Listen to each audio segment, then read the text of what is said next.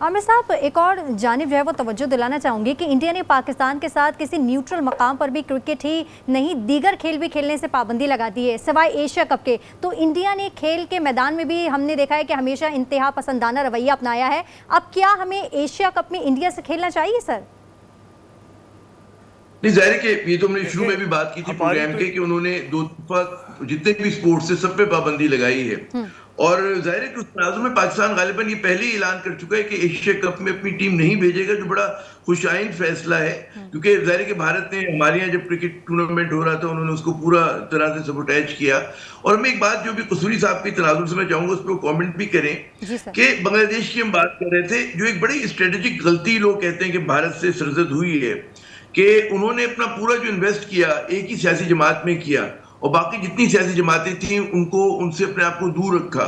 इसकी वजह से जब हसीना वाजिद की गवर्नमेंट गई कसूरी साहब, तो हम देखते हैं कि वहां पर जो है कोई अब उनका वो नहीं है, उनका कोई क्लाउड बिल्कुल खत्म हो गया। अच्छा, ये बिल्कुल unlike the policy of China है कि चाइना जब पाकिस्तान से ताल्लुकात रखता है तो चाहे मिलिट्री गवर्नमेंट हो, चाहे नून लीग हो, चाहे पीपल्स पार्टी हो, चाहे पीटीआई हो, हत्ता कि जमात इस्लामी, जेयूआई, सबके साथ चीन के अच्छे ताल्लुकात होते हैं। तो ये जो एक ब्लंडर किया है इन्होंने स्ट्रेटेजिक कि ये अपना तमाम जो एक्स थे they put them in one basket, ये कितना बड़ा गलती थी उनसे, भारत से।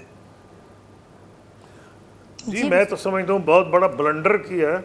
इससे बड़ा क्या ब्लंडर हो सकता है? आपके ताल्लुकात ममालिक से होते हैं। मैं आपको बताता हूँ कि हमारे हसीना वाजिद ये कोई इनके खालिदा ज़िया से इतने अच्छे ताल्लुकात थे जिसने मैंने अभी आपको कहानी भी सुनाई है।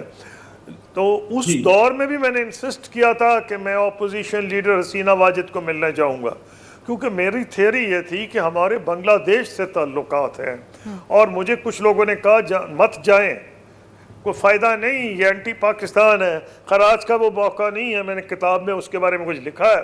लेकिन मैं उस वक्त भी इनके पास गया क्योंकि अपोजिशन लीडर थी और आपको डील करना है सब सियासी जमातों से। जब मैं भारत से डील कर रहा था तो मैं हर पार्टी को से डील करता था।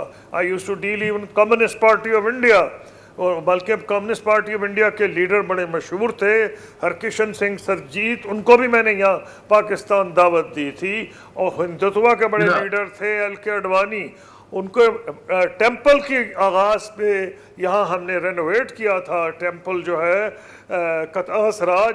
तो हम तो हर पार्टी से ताल्लुक़ रखते थे, हालांकि कांग्रेस की हुकूमत थी, क्योंकि ये बड़ी स्टुपिडिटी इन्होंने की है हिंदुस्तान ने।